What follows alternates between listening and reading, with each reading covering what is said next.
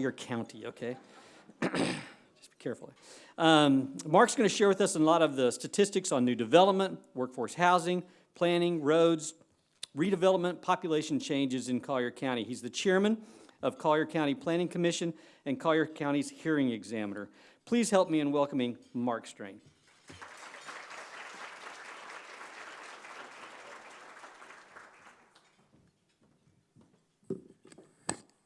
I have to hold this, and I got to step down because I'll fall off if I don't. So first of all, thank you for asking me back for the second year, and it sure is a pleasure to be here. You have a couple subjects that one subject I really like talking about, and that's Collier County. I came here 41 years ago because I really fell in love with the place, and I still think it's the best place in the nation, and by the time we get done today, I hope I've convinced you of that. Also, whoever had the idea of putting Starbucks out there, thank you. That was fantastic. So we'll go right into the presentation, and it's basically balancing future growth, infrastructure, and services. That's all the gamut of what it takes to do development. This is different than what you saw last year. During the summertime, I rebuild this, format it, and most every slide on here is new. A couple have been updated, but it's only what's occurred for the most part through 2017. Now, what happens, we've got so much growth going in Collier County right now. This is a record year, at least for the 41 years I've been here. I've never seen anything like it. And because of that, it would take us an hour and a half to show you everything. So I've had to narrow it down to some of the trends, some of the bigger projects, and you'll see those coming up here. As we go through this, we start out with some new development, and then housing. Housing's a big issue in Collier County, and actually housing's issue depends on what part of the county you live in. Live out east, you got a different concern than you may have in the urban area. Planning, where we're going, we have a whole new segment of Collier County coming online out east. And that's been somewhat of a quiet area until just recently. We have 4 new proposals for towns in addition to Ave Maria, or villages, whatever you want to call them, and another one nearby in another section out there. So the eastern lands are growing. Roads, I don't like the roads either. So if your first question is, what are you going to do about the roads? I've done everything I can. And it's just something that we will work our way through, and we have plans to really resolve them. But all that takes money and time. That's going to be the biggest issue with roads. Redevelopment. My goodness, where do you see what's happening in the redevelopment areas, especially in East Naples along the entryway to the city of Naples? Big projects, they'll be different for Collier County. If they get approved, they're going through the approval process right now. Population, I've got the latest statistics and show you what's happening out front, out east, how that's going to affect the population base, where the control of Collier County may end up being by the electorate when we get to that point. And then why we are still here, that's the part I like, because even though we have all these issues and all this growth, I think Collier County, as I said earlier, is still the best place you can be in the nation. And that little disclaimer I just popped on there, that just says, this is the latest information I get. Doesn't mean it can't change. And you'll see one thing that changed from last year to now. They came in and asked, one company came in for a permit for a new business, a trend, and they moved from last year to the opposite side of the street to where they are now. Those little things will happen. I put on here the most recent information I can find. Some of it is before they get into final building drawings and construction. Some of it is early planning. So with that, let's start out with a couple basics. Collier County is geographically the largest county in the state of Florida, 2,305 square miles. Now, when you look at the city of Naples, Marco, and Everglades City, they're less than 2% of the overall size of the county. So graphically, it is a huge county. Population 365 permanent. City of Naples is less than 20. City of Marco is less than 20 as well, down around 16. This is permanent. And then Everglades City is 402. When you look at the permanent population, you know that we have a bump during the season. This year's season is extraordinary. We have been busier than I have seen in all the years I've been here, and I think we're going to be popular for eons to come. As a result, we got 75 to 100,000 people that added to our base during this time of year. Well, a lot of people say, well, we don't want to be like Miami. So we have this map. It's called the Green Map, or, well, we can never be Miami. Because honestly, we're not going to be like Miami, at least in all of the Collier County. We're going to have density. We're going to have urbanization.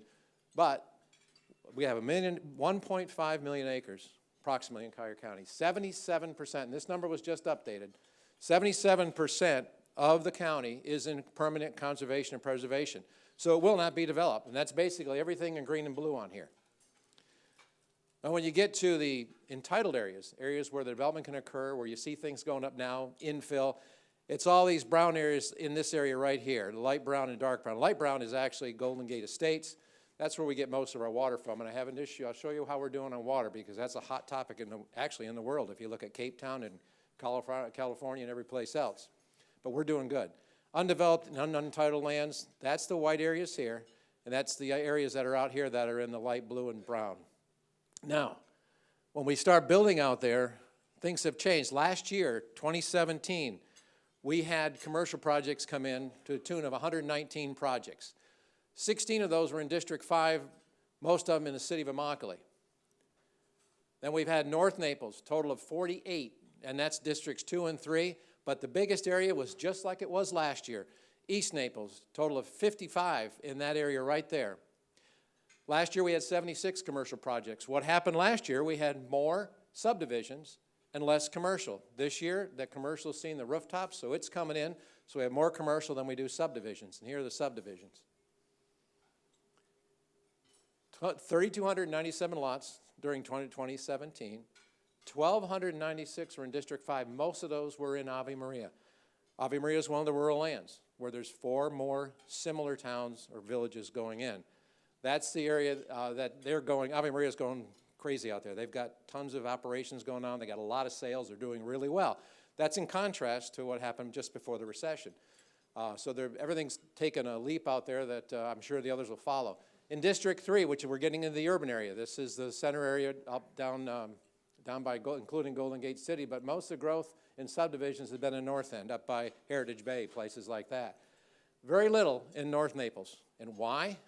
Because it's infill and it's expensive, so it's going to be slower going.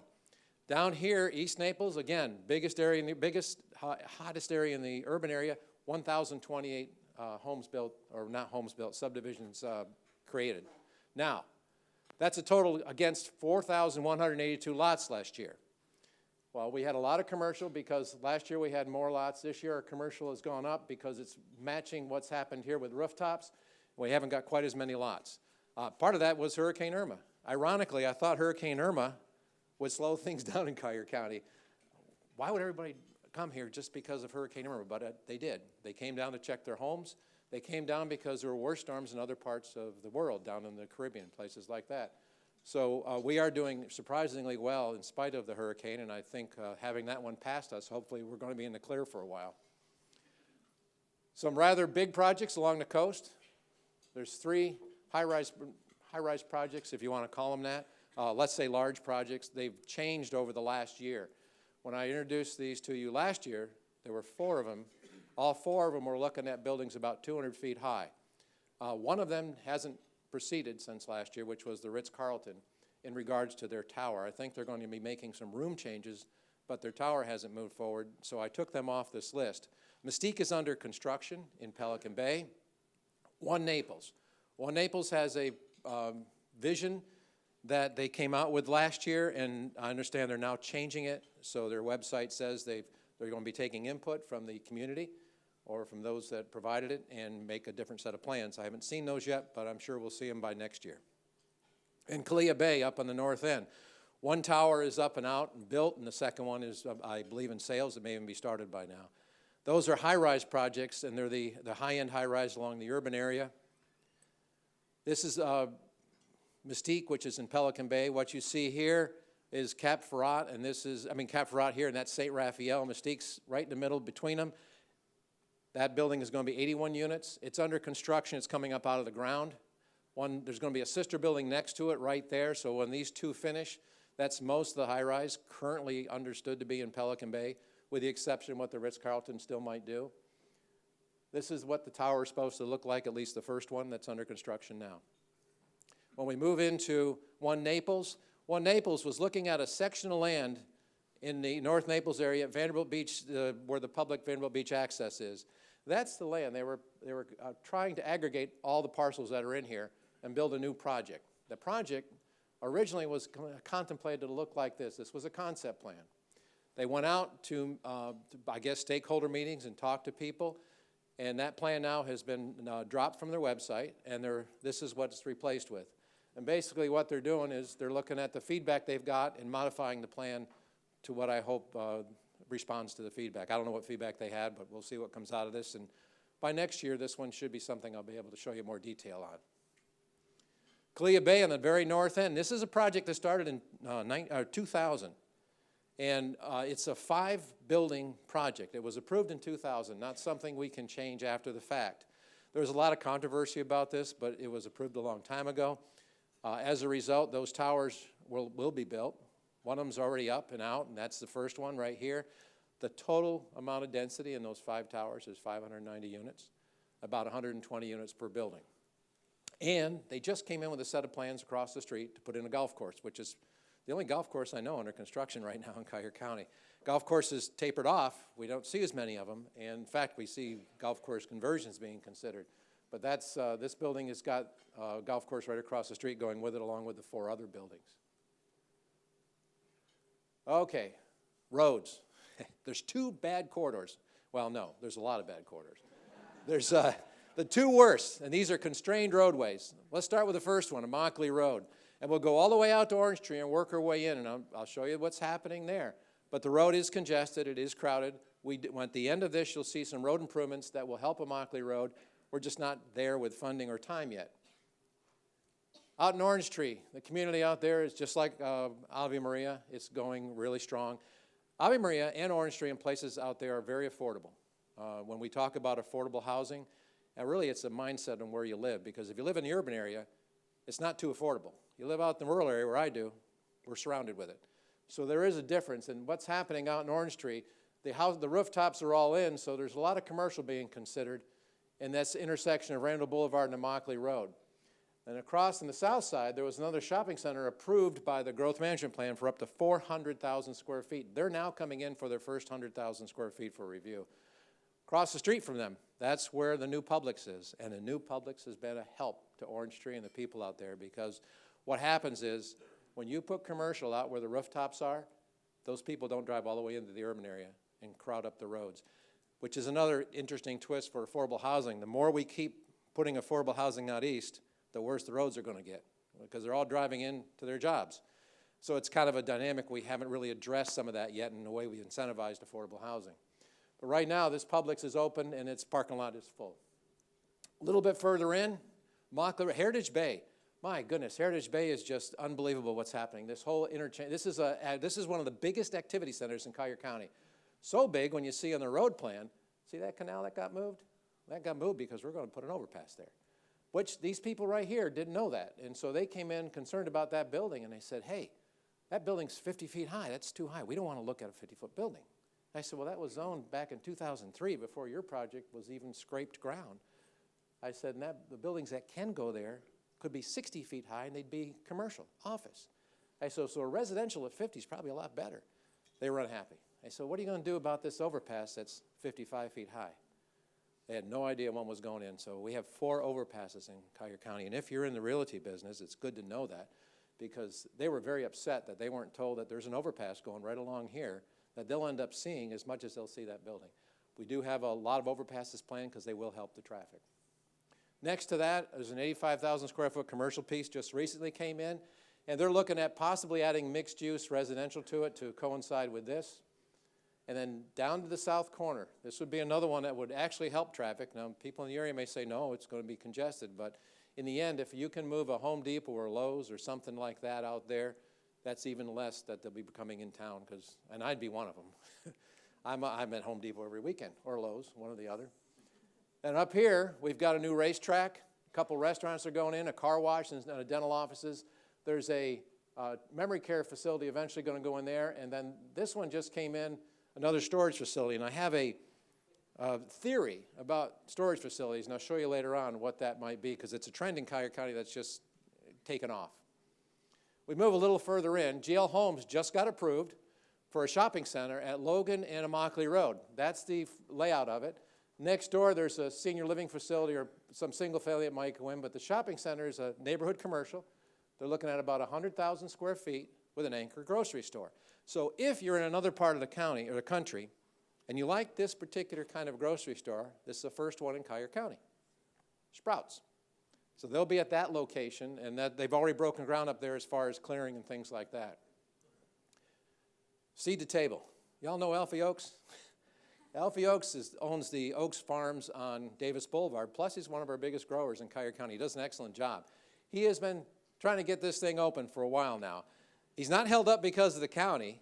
He's held up because he is a perfectionist. He's flown all over the country, going to other grocery stores and how they're doing things everywhere else and saying, you know, I want a different grocery store. I want something that'll attract people, that'll be unique to Cuyahoga County, and he's doing that. So that's what's held it up. He's still supposed to open at the end of this year. He expects the success of that store to be so good, he'll need a parking lot over here, so he's working out a deal with this county-owned property to have parking over here for his employees, and this will be customer parking. When it's all said and done, it'll be about 60,000 square feet, a little bit more than that. He's renovating and adding a mezzanines to it. In the mezzanines, in the grocery store, a lot of the food that's there, you'll see, will be prepared right there, and they'll be actually seating for 300 people. So he's going to have a series of restaurants for the various kind of products he's selling there. And he will employ about 400 people. So it's an interesting project. It's filling a gap where the old, I think it was an Albertsons that used to be there. And hopefully, at the end of the year, we'll see what it works like. But this will be the first time in Cuyahoga County we've seen something like it. Across the street, you'll see some groundbreaking. Just to fill you in, that's another storage facility. Now, you're going to see a lot of storage facilities in Cuyahoga County. There's a couple of parcels left on here for other things, too. A little bit further down the road, Arthrex. Arthrex is in for some changes. As you know, they are a high-tech company. We've been hoping that they'd locate in Cuyahoga County. They did. They agreed a year or two ago. Their worldwide headquarters now is Naples. They have 23 locations in the world. We're number one.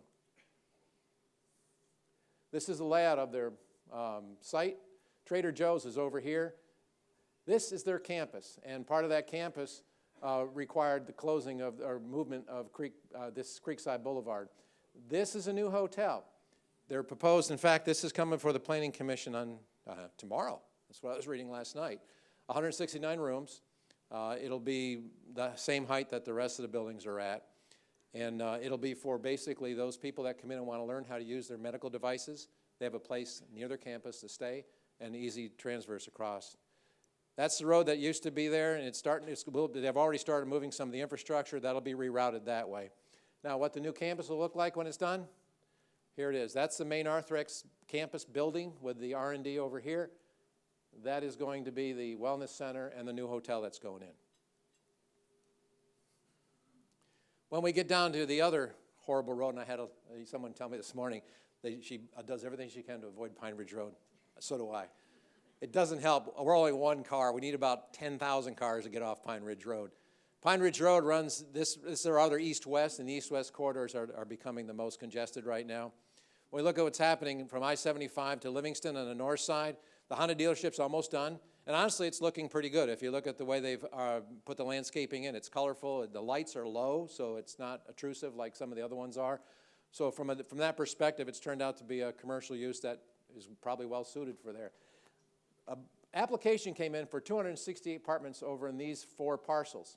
Well, at the same time, an application came in for a 64-bed living facility right there. I haven't figured out which one's going forward yet, but they're both active applications, so they're still on the books.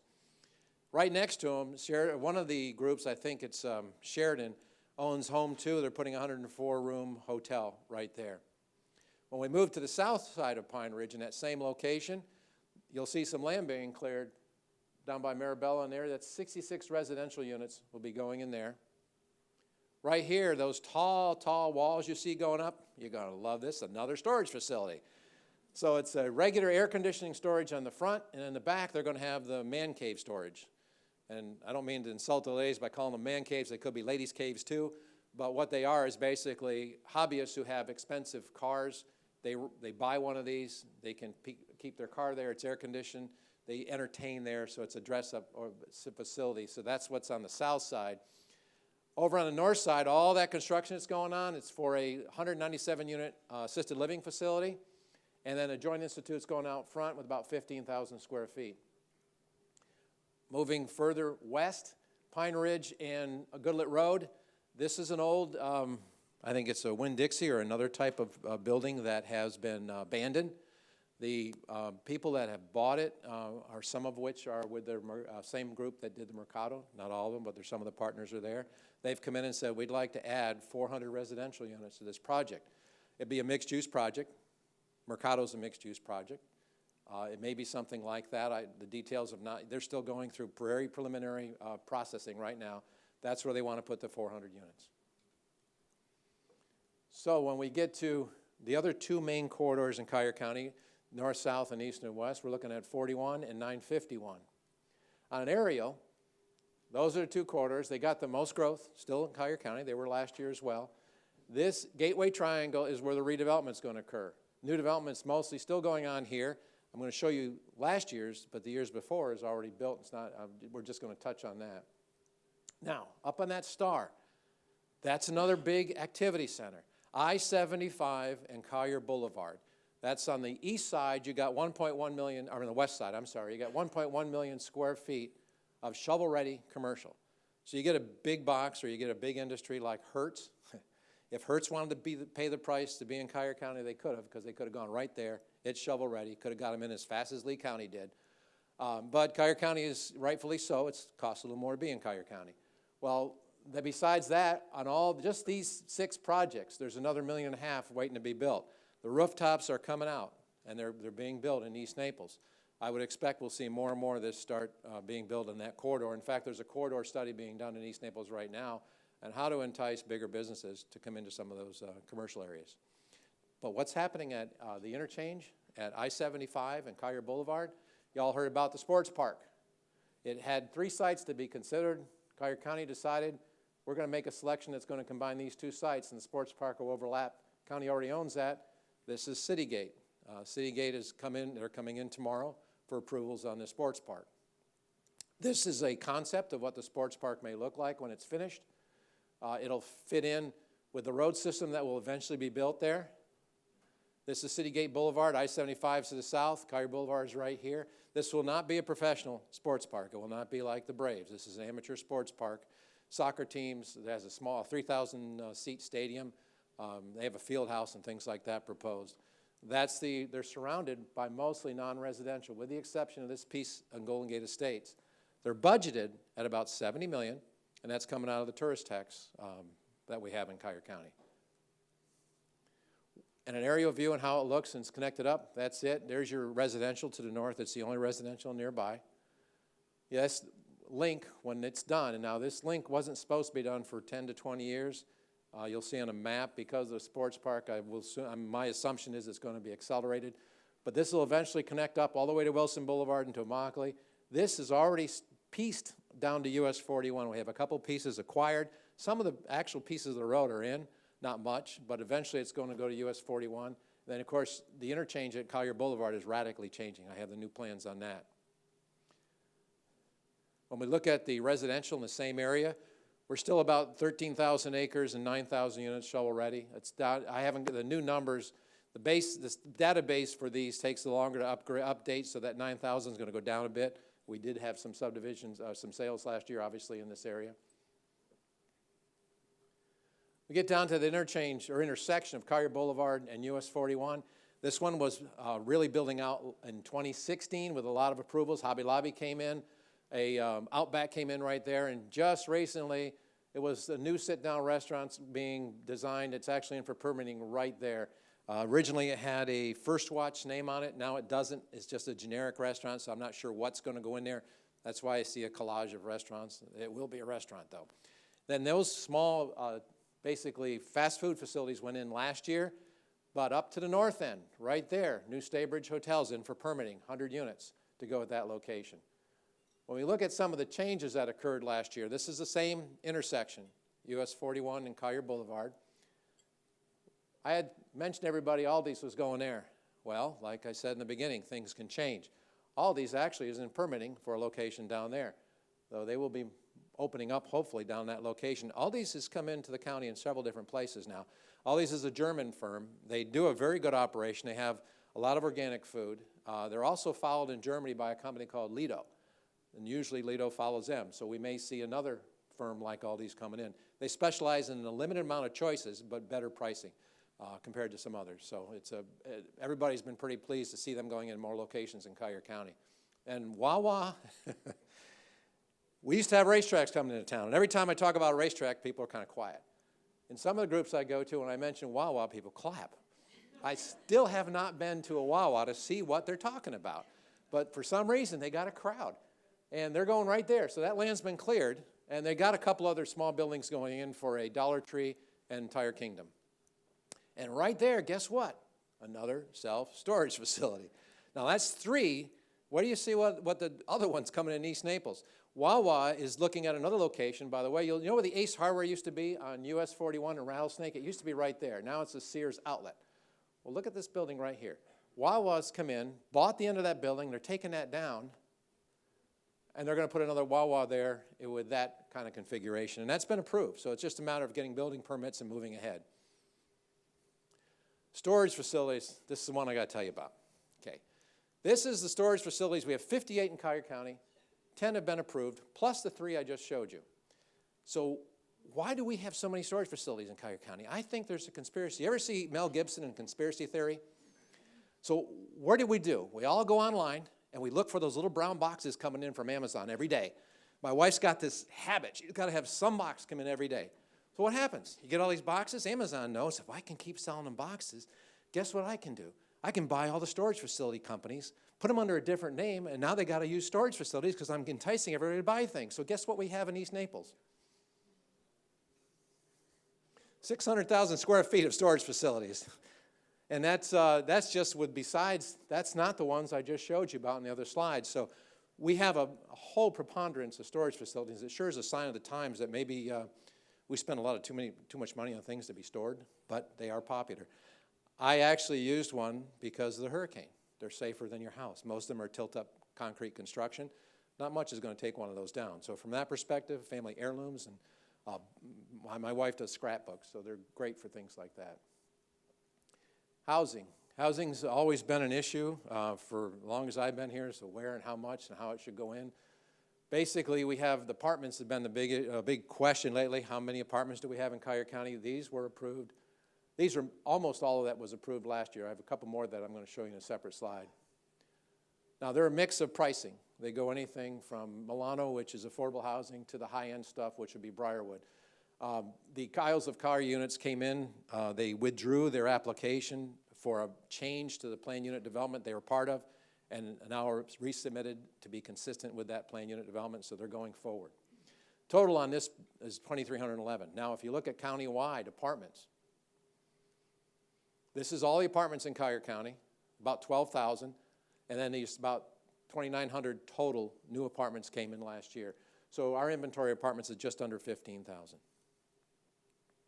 When we look at housing, these are scatter maps, and the way these are done is we go to the tax assessor's office and we say, we'd like to take all of your market, all your housing, put them on a map, and show how they fit into our commission district. So we overlay them in our GIS maps.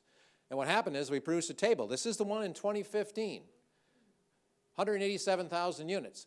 So you wonder, okay, what do we sell a month in Collier County? So if you're in the real estate business, you want to know what absorption rates we have. I had asked the GIS department to do an update this past summer when I redid this presentation. They come back with this new map, 197,000 units in, 19 months I think it is? Yes, 9,000 units were added, 480 units per month. So the absorption rates in Collier County are about 500 units per month. The mix in Collier County is what I'm going to show you right now. This is your mix. This is your price ranges per commission district, north, south, east, and west.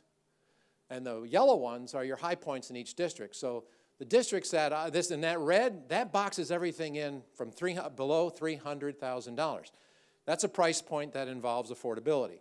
So from 0 to 300,000, starting out in Collier County, those three values, 62% of the units, so that's 122,000 units start out below $300,000 in Collier County when they're first recorded by the tax assessor's office.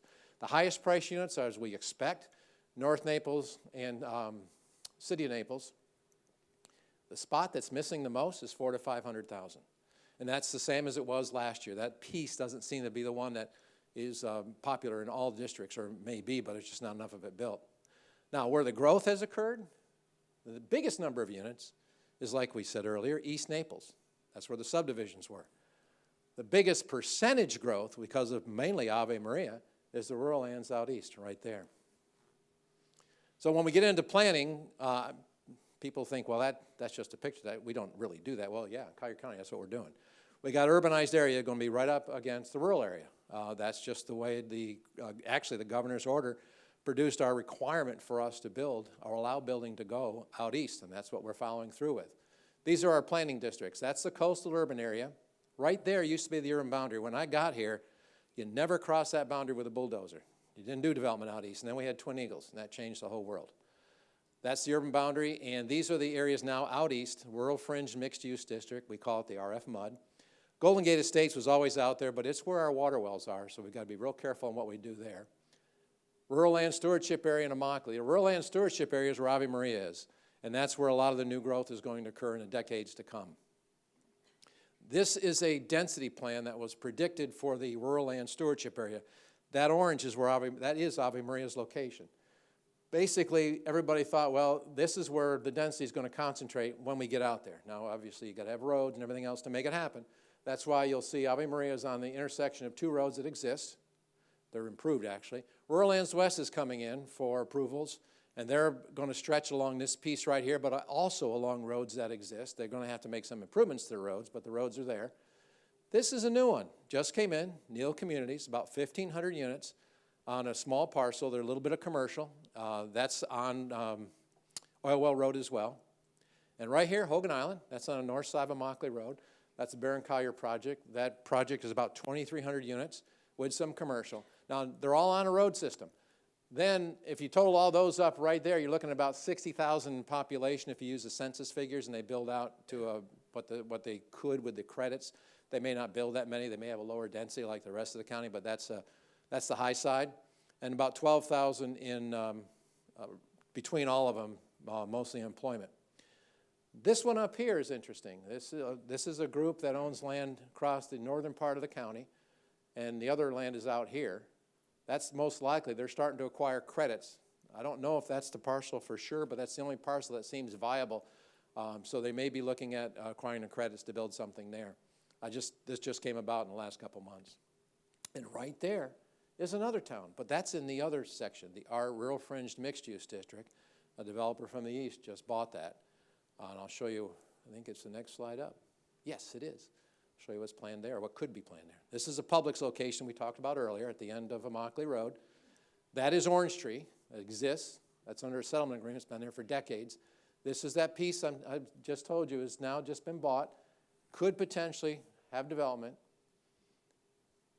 with a possibility of 4,500 units. So your eastern areas that we thought was the ag fields, based on the changes that occurred as a result of the Governor Bush's order in 1999, we now have development going on out there. It was planned development, and all we've got to do is help the people out there keep up with it by making sure they do their side to have the infrastructure in place.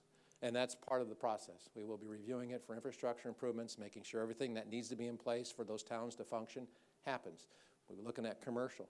Commercial needs to go with the towns, because if it doesn't, everybody gets on the road and heads into this area, and that makes it real hard. This is a map of a little bit of showing you some traffic issues. 29, just recently, in the last 2 months, there's been major crashes on 29. One was a van, and I think 9 people were either killed or injured. And that's the route that the rural area takes to get to I-75, or they could take. It's a straightaway, and basically it's pedal to the metal all the way, and it's not the safest route. It's a rural road. Alternatively, this piece could be where a lot of people may come, but that interchange right there is I-75 and Collier Boulevard. It'll get congested real fast, especially when you start looking at these towns that would all have to contribute, and probably the people in these towns will be heading mostly in that direction or down Immokalee Road, which is just as bad.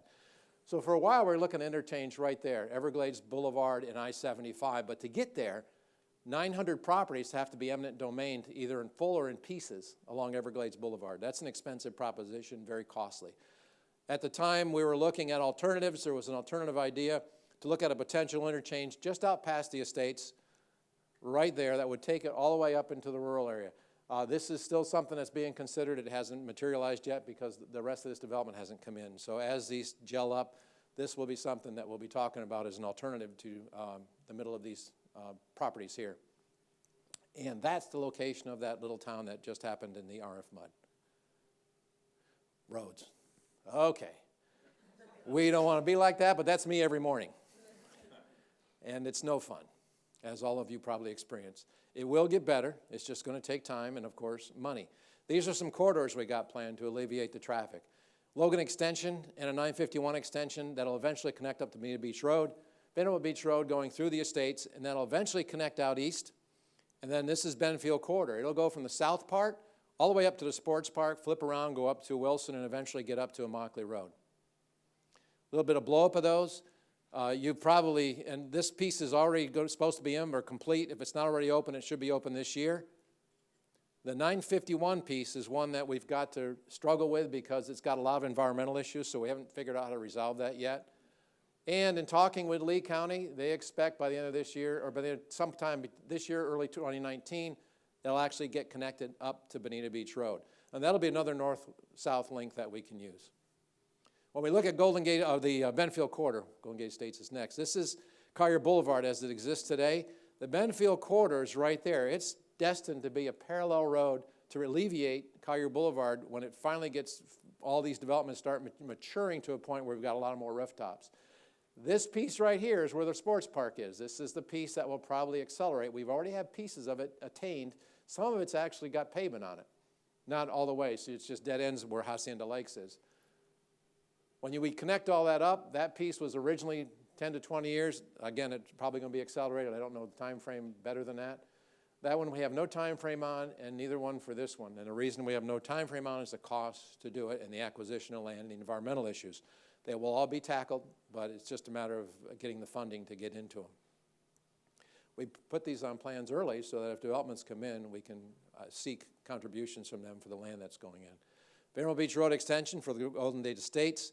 The first piece right there, that's going to take it out to 8th Street. That is under stakeholder review right now, and they expect that to be done by under construction by 2021. That's the first link, and the rest of it's right here. They'll take it out to DeSoto.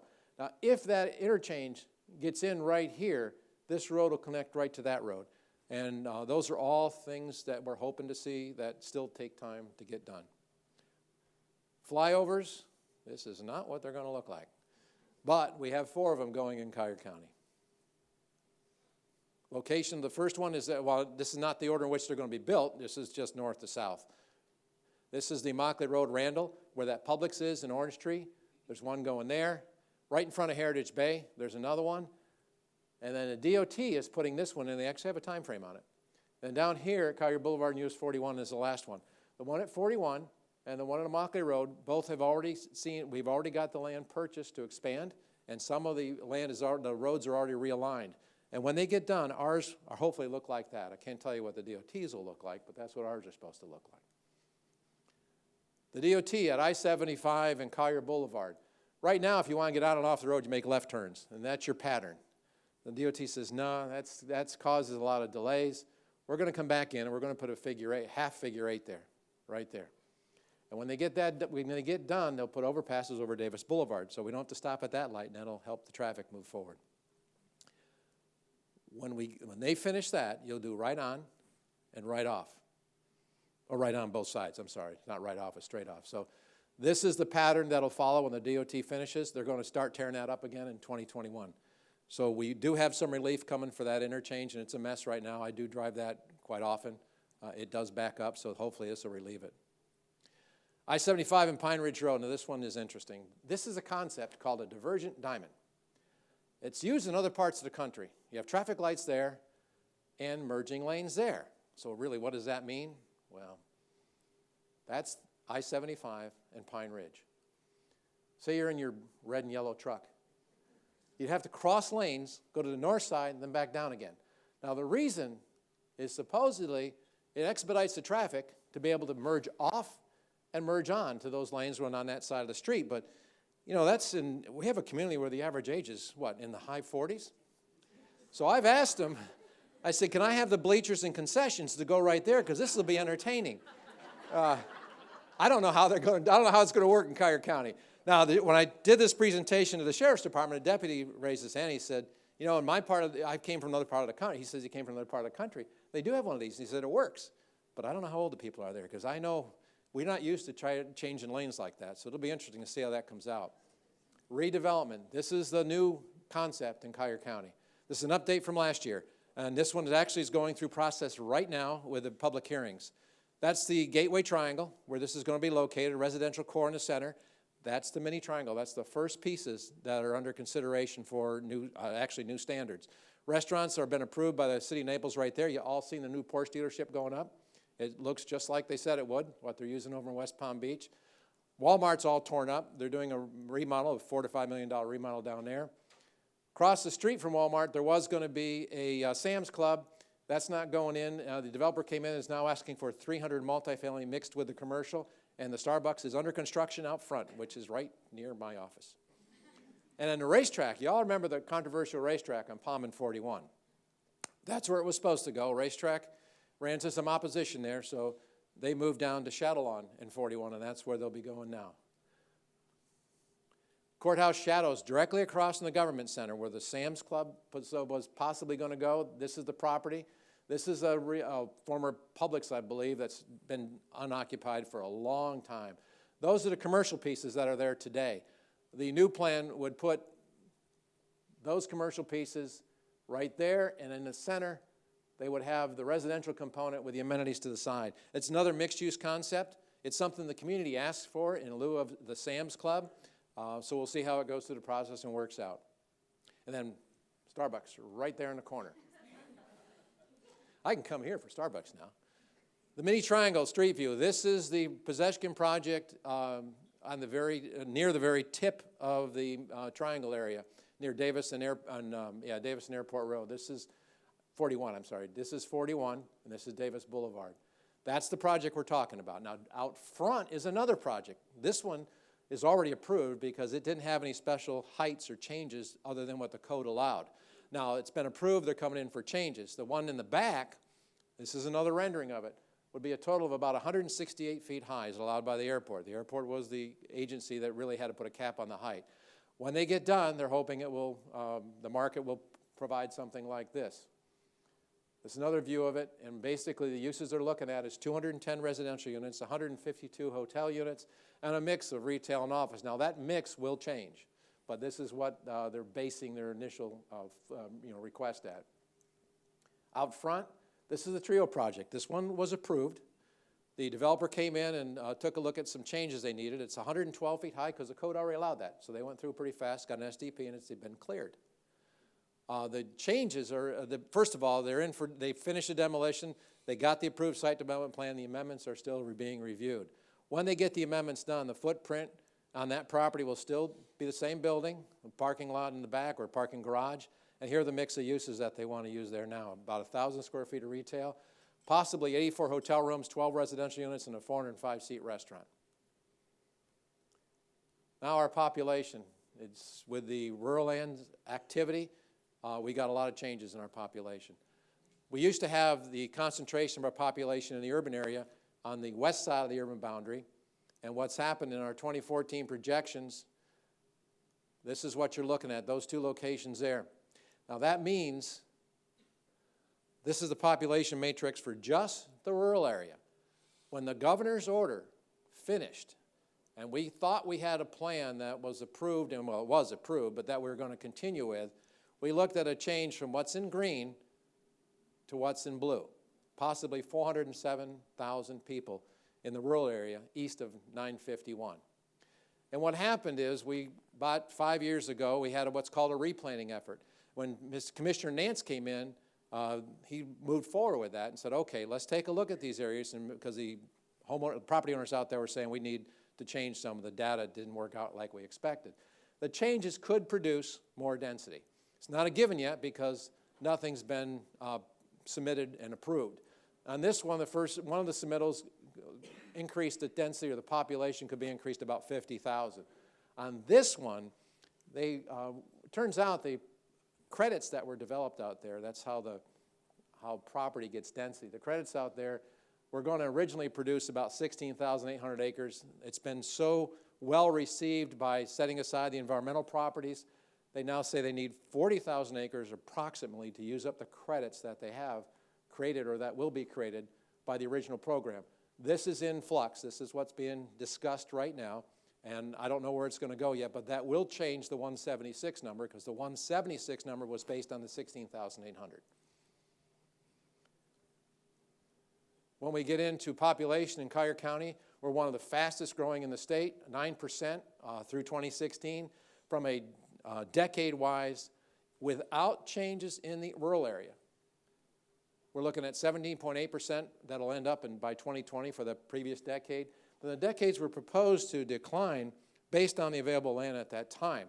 Again, I don't know what's going to happen out east, so until those numbers are factored into this table, I can't predict where the population densities or where the totals are going to go for the following decades. When we look at another statistic that's interesting, in 2015, about a quarter of our population was over 65. Well, that radically changes, I shouldn't say radically, but it changes in 2020, 2030, and 2040. So about a third of our population will be over 65. And when you apply that to the number of people that corresponds to those dates and population-wise, here's what you need for senior living. Now, what have we done? What's the other hot trend in Collier County is senior living facilities.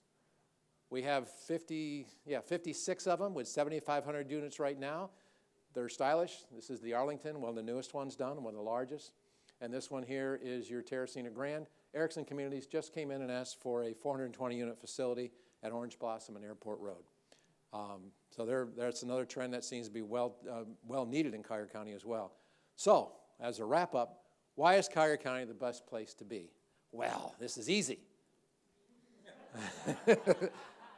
That moved too fast. But anyway, I'll put that one back because what happened is, as you all know, in January, we had a pretty much of a frost, not a frost, but pretty low temperatures. The only place that was higher was this one up here, and that's about where Death Valley is. So if you've ever been in Death Valley, it's not as appealing as Naples.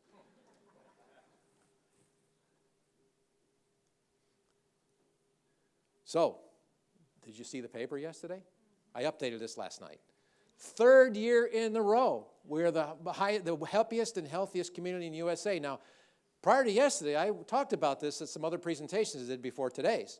And I said, you know, it's interesting. I don't know what that hurricane's done to us. My goodness, after a hurricane, we still are the happiest and healthiest people. I guess you guys had power, because I didn't. I had generators. But it's a whole different, 3 times is, I guess, a record for the Gallup poll. First community to come in first or second across all 5 elements of well-being. So we're doing really good. People here generally are happy. I still am in spite of the roads, so we'll survive it all. If you want to invest in Collier County, these are assessed values that have increased. Over 17 years, we've assessed values have increased at an average 8.46%. It's better than you're going to get most everywhere else, so it's not a bad investment. The 2016 prediction for Collier County was we'd be one of the top of the nation for economic growth. And look what we did. This is what we said we would do. And so the Milliken report just came out about a month ago. For 2017, we're number 18 on the Milliken report. And here's what we're number 18 for.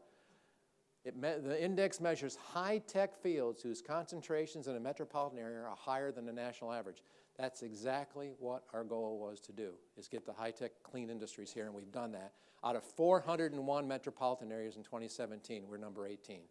That goal's been accomplished at least a good part of the way. That's a positive for the type of business we wanted in Collier County. And when we look at per capita income, this is a 2015 statistic. I cannot find one any newer, but even at that time, if you consider it, $78,000 was the per capita income average for Collier County. That beat West Palm Beach. That's almost triple what the national average is. And then we look at our sheriff's department's doing great. I like these guys because even during the hurricane, on the other side, when Andrew came through years ago, people had to sit in their roofs with guns protecting their properties. None of that had to happen in Collier County. Our deputies were everywhere. They did a great job. And as a result, we're one of 12 counties in the state of Florida that have a reduced crime rate. We have the lowest crime rate of any metropolitan county in the state of Florida. And when you look at, out of the 12 counties, what we've done for the last 16 years, this is statistics of all crimes combined, 60% decline in crime rate in Cuyahoga County. South Florida water cycle, I threw this in because what happens, I get a lot of questions about water. We have Cape Town in South Africa that's running out of water effective in June. They don't know what they're going to do, and that's a huge area. Miami actually was on a list of 11 communities that could have water threatened. They were number 11 for having their water supply threatened because they're getting so much saltwater intrusion into Biscayne Bay. Well, that is right here where our groundwater meets the saltwater in the Gulf. That's your saltwater interface. That interface will change based on hydrology, either inland or in the Gulf. So when you talk about sea level rise, this is one of the big issues for Cuyahoga County. So what did we do? All of our wells now, are, for the most part, with the exception of still some along Goodlet, are out in Golden Gate Estates because the processing of water is completely different when it's salt water. Much more costly, and it's more difficult to get rid of the residue that comes out of that. So we've moved our wells, for the most part, out here, and that's far away enough from the Gulf. It's going to take a long time for those wells to have any issues. This is where we get most of our water from, the top 3 or 4 aquifers right here. This is from the latest annual update and inventory report of our potable water system. That's our required. We're still above it, our actual capacity. We'll go, okay, thank you. This tells us that the water levels in our wells, they check them constantly. The latest water supply report, the remaining steady, and in some cases increasing. And as long as that happens, we're not going to have so much saltwater intrusion moving inland. So Cuyahoga County, in the long term, looks pretty good for water. And that takes us to beaches. We have 33 locations in the city and 10 in the county. County's got different facilities like bathrooms and parking. The city's got access to the dead-end streets. And when we look at the best beach towns to live in, a recent survey said Naples is number 1 and Marco is number 7. So we still have the best beaches in the country, which takes us to the end of this presentation. That's it. Thank you. Got time for questions? You can take a couple if you like. Anybody have any questions? Yes, ma'am. You didn't mention schools. Do you anticipate? I had schools on here last year. Check. They have already purchased many properties out east where all the growth is going. They're way ahead of the game. I asked them to give me an updated plan. They haven't given it to me yet, so I didn't want to put an old plan on here in case things have changed. But they have 3 layers of schools, middle, elementary, and high school, and all 3 of them have lands out east that they're planning for. So as soon as the rooftops are there, they got the land for them. Anybody else? Okay, Michael? Great. Thank you so much, Mark. Appreciate it. That's a great job. You may have noticed we were videotaping his presentation and a lot of information online. Please, be aware. This is our biggest role we feel as a chamber to make sure businesses are aware, know what's going on, stay engaged and informed. And there's a lot of issues that get raised by this, but it's an amazing run of growth that you're seeing in our community, and it just continues on to today. And thank you, Mark, for all the work that you do in your role and capacity. Thank you very much. You bet. Okay, a bunch of events we got coming up. Tomorrow, March 15th, Business After 5 will be at Ferguson Showroom. It's going to have, Taste Buds Catering, open beer and wine bar, woohoo, live music and multiple raffle items, okay? Then we have a members-only accelerated lunch on March 29th at Viet Bentley Village. Professional education series coming up on April 5th with Frank Cipolla teaching the tips and tricks on how to get more media exposure and enhance your public speaking skills. And our next Wake Up Naples will be on April 11th from 7:30 to 9 for our annual post-legislative update. Our two largest annual events are coming up in May. You can sign up now for the 2018 Naples Chamber Golf Classic. That's at Bonita Bay East on May 11th. And our annual registration is open for the 70th anniversary celebration at our annual meeting on May 17th, which will be held at the Ritz-Carlton Golf Resort. Sponsorship opportunities are available for all these events. Please go online at our website. You can see that, at napleschamber.org. Also taking applications for Leadership Collier 2019. The end of the deadline is March 30th, and you can apply online at our website. Again, we want to thank Gravity Benefits for their sponsorship, and thanks to our series sponsors and all of those who help us to be able to put these events on. Of course, the Hilton Naples and AV Media and all their staff, and our ambassadors who help greet and help us with the event as well. Let's give all of them a round of applause. And thank you so much for coming today and helping make Collier County the best place in America to live, work, and visit. Thank you very much. Have a great day. For a while right here, and you can spend the night, but you don't have to. I can spend the night just looking at you, yeah, kind of like where it's going, if it dead ends, or if it's headed up the stairs or down the block. If it lasts forever until 3 o'clock, it is what it is till it was what it